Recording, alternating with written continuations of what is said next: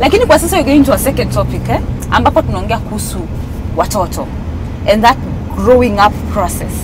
Sawa. What you should expose your child to and what you should not as they grow up. Okay? So, what are some of the things that you think you should cut mtoto akianza kugrow? Kitu kama alcohol. Hiyo ni kitu mbaya. It should not be. Hata mtoto ajue, mwambie tu akigrow ajue tu ni kitu mbaya. Uko na mtoto? Yeah. How old? 3 years. Yeah. Okay, so do you drink? I do. So when you want to drink, you make sure are you in your presence? You go. Hafai hata kujua, hata hafai kuona. An example. A personal example. Just the smallest things like how old do you think your child should move out of the bedroom? Yani utalala na mtoto mpaka siku gani? I have 2 kids. I've never slept with kids in the bedroom. They have their own room. And the kid is 1 year. Mtupe inje. Yeah. Inje huko kwa corridor huko No. Inje ya bedroom. In the very dangerous. Take the kid to their bedroom. Me, I'm a mother of 3, 2 girls and 1 boy, and I have the court nearby, like I said, kuwa naangalia hapo, and then after kisha kitu 1 year, just transfer to their room now. What about issues of changing in front of your child? Hapana.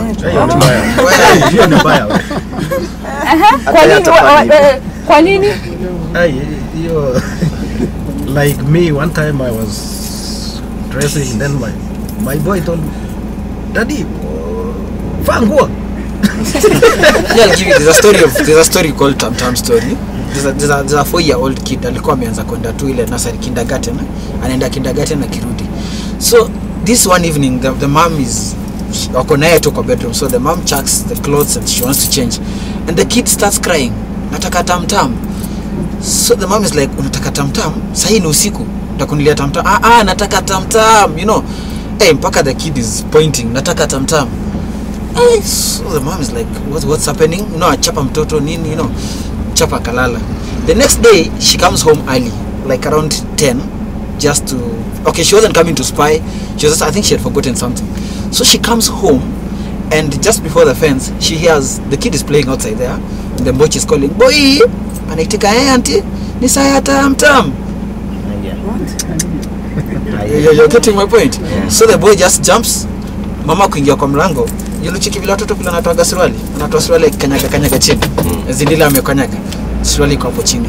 And they are out there on the sofa. Saya tam. Yeah. So you don't change in front of So you're saying you should never change in front of your child? No, you can't. No. It's not good. Like me, when I want to change when I'm with my boy, I'm your mommy, don't send me out. Nitafunga macho. You see? So even wonder, why do you want to clean your eyes? Anajua nini, kwa nini anataka kufunga macho? Which means kuna kitu anajua. They know this. Me, my 2-year-old boy cries, anasema kuja nitolee suruali nitakwenda kupupu. So the mom goes and anamtolea suruali. The boy goes, he finishes his stuff. When he comes back, si ako na suruali kwa mkono na ameingia bedroom, anaambia mama toka, nataka kuvaa nguo. And right about now we're going to our very own Finlay, his voice in cartoon. My goodness. Check this out.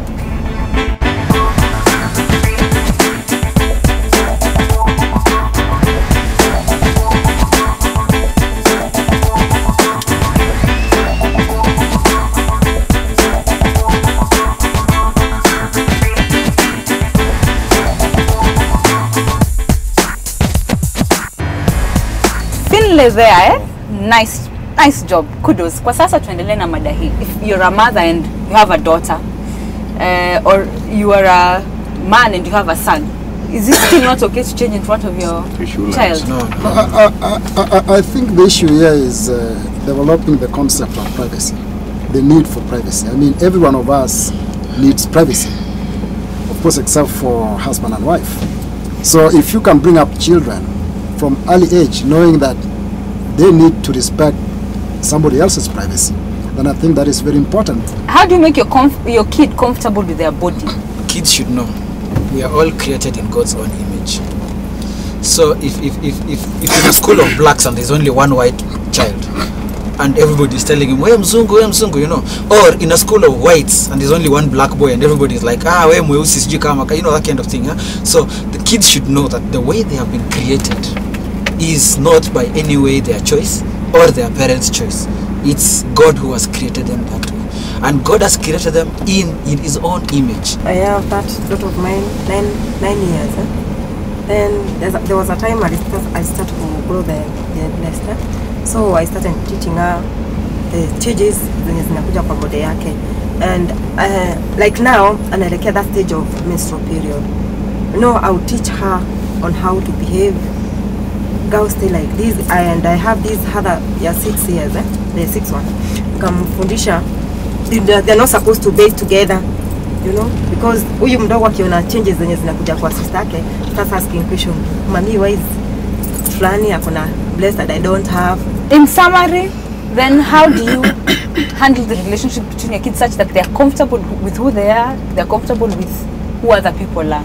Talking to our girls is very, very important because you realize that girls are more affected than the boys. The image of girls is, they're very conscious about their image. So as a mother, it is very important to talk to them so that they appreciate themselves.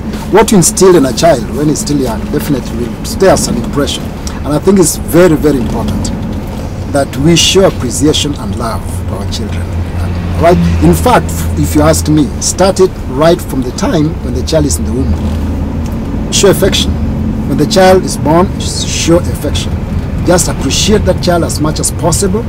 And in instances where you find, for example, that a child is having an issue with a part of our body or his body, then you really need to now address that particularly and reassure that child on that particular area.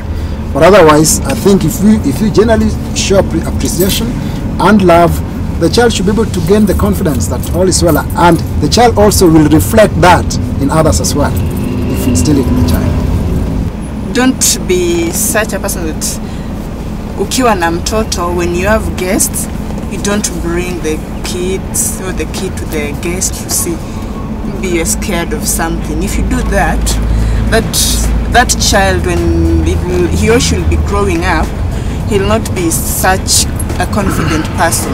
It's in the playground that children learn a lot of things. They learn a lot of things, and I believe more than 70% of the acquired behavior is in the playground. Ensure that your children have the correct playmates for their growing up. Na hiyo ndio mwisho wa Matatu. Asante sana kwa kuwa nasi. Mimi ni Miriam. Mimi ni JB. Kumbuka you can find us on Facebook at Matatu Sema Kitu. Like us and send us your thoughts, comments, everything you want. And also follow us on Twitter on Matatu Kenya. We'll be here tomorrow with 2 hot topics. Don't miss out. Goodbye for now.